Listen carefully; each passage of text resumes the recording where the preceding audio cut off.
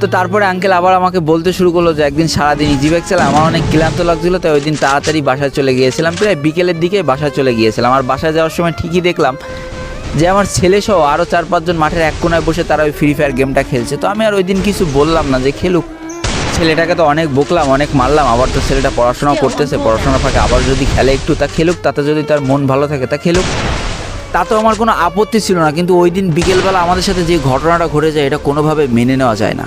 ওই দিন বিকেলবেলা আমাদের এলাকায় প্রথমবারের জন্য পুলিশ ঢোকে, আর পুলিশ ঢুকে যারা গেম খেলছিল তাদের বেধড়ক তাবড় দিয়েছে ধরার জন্য। তবে পুলিশ এসে কারো ধরতে না পারলেও এই কথাটা পুরো এলাকায় ছড়িয়ে যেতে খুব বেশি টাইম লাগেনি। সবার মুখে মুখে হয়ে গিয়েছিল যে এই ছেলেগুলো গেম খেলে তাদের নাকি পুলিশে ধরে নিয়ে যাচ্ছে বা ধরে নিয়ে যেতে চাচ্ছে। অর্থাৎ এখন আমাদের এলাকার সবাই আমাদের পরিবারকে নিচু চোখে দেখে, আমাদের ছেলে নাকি ক্রাইম করে বেড়াইছে, আমাদের ছেলে নাকি পুলিশে ধরে নিয়ে যেতে চেয়েছিল, হ্যান হয়েছে ত্যান হয়েছে। এখন তো বাবা আমি মুখই দেখাইতে পারছি না বাইরে, আমার মুখ দেখানোই দায় হয়ে গেছে। তো এই ঘটনাটা শোনার পরে আসল কাহিনিটা বুঝতে আমার খুব বেশি টাইম লাগেনি। আসলে ওই পরিবারটা যে পুরো একটা ভুলের মধ্যে রয়েছে বা ওই এলাকাটা যে একটা ভুলের মধ্যে রয়েছে এটা বুঝতে আমার খুব বেশি টাইম লাগেনি। তো ভাই আজ থেকে 1.5 মাস আগে আমাদের জেলায় একটা অভিযান চলছিল, সেটা হচ্ছে কিশোর অপরাধ দমনের একটা অভিযান। অর্থাৎ আমাদের সমাজে কিন্তু কিশোর গ্যাং বা কিশোর অপরাধের সংখ্যা আস্তে আস্তে বেড়েই চলেছে। এইগুলো দমনের জন্য পুলিশ খুব লোকপাক করছিল কয়দিন।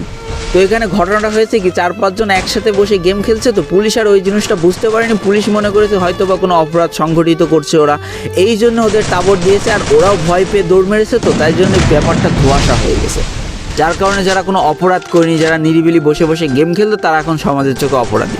তো এই ব্যাপারটা আমি আঙ্কেলকে ঠিকই বোঝাতে সক্ষম হইলেও আমি ওই এলাকায় তো যেতে পারিনি বা এলাকার সবাইরে হয়তো বোঝাইতে পারিনি। তবে এই গল্পটা তুলে ধরার একটাই মাত্র কারণ যে গেম খেলা যে আসলে অপরাধ না, তারা যে আসলে কোনো অপরাধ করিনি এটা সবাইকে জানানো।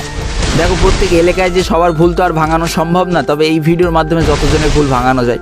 তো দেখো ভাই, হাতে একটা ফোন থাকাও কোনো অপরাধ না, বা ফোনের মধ্যে গেম থাকাও কোনো অপরাধ নয়।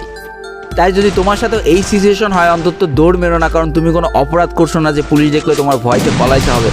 তুমি আইনের প্রতি শ্রদ্ধাশীল হও, তাদেরকে ব্যাপারটা বোঝানোর চেষ্টা করো। অবশ্যই আমাদের আইন শৃঙ্খলা বাহিনীর অনেক শিক্ষিত, তারা অবশ্যই এই ব্যাপারগুলো বুঝবে যে তোমরা আসলে কী করছিলে।